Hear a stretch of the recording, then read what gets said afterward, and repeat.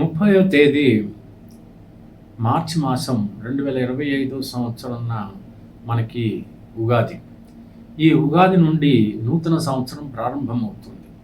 ఈ నూతన సంవత్సరానికి పేరు విశ్వావసు నామ సంవత్సరం.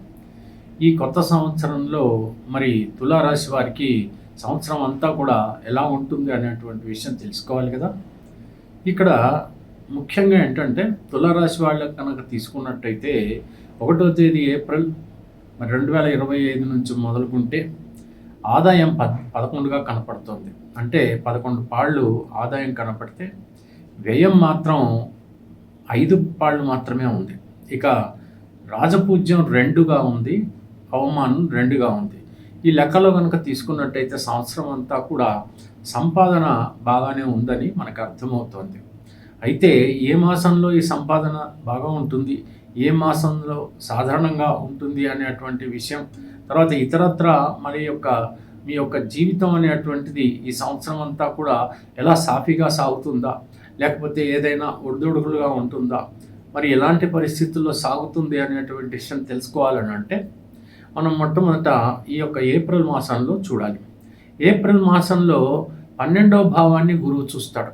కాబట్టి సంపాదించింది 11 పాళ్ళైనప్పటికీ కూడా వ్యయమైనప్పుడు అర్థవంతమైనటువంటి ఖర్చు మాత్రమే అవుతుంది.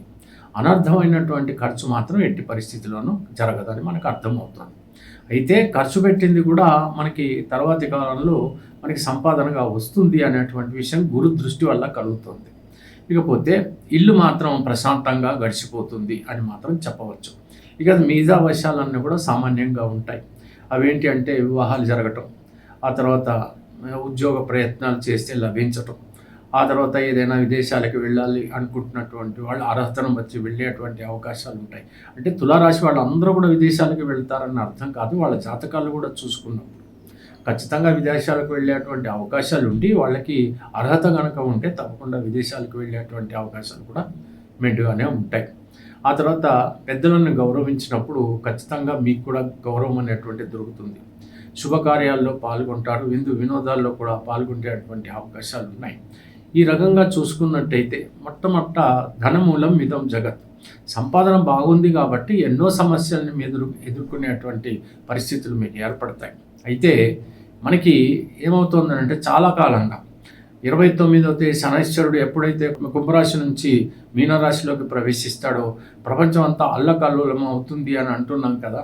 కానీ ఇది ప్రకృతి రీత్యా సంభవించేటువంటి ఆపదలు మాత్రమే. వ్యక్తిగతంగా కనుక తీసుకుంటే మన భారతదేశంలో 140 కోట్ల జనం ఏదైతే ఉందో అందరికీ కూడా ఈ ఆపదలు కలుగుతాయనో లేకపోతే భయభ్రాంతులు అవ్వాలని మాత్రం ఎట్టి పరిస్థితుల్లో అనుకోవడానికి వీల్లేదు.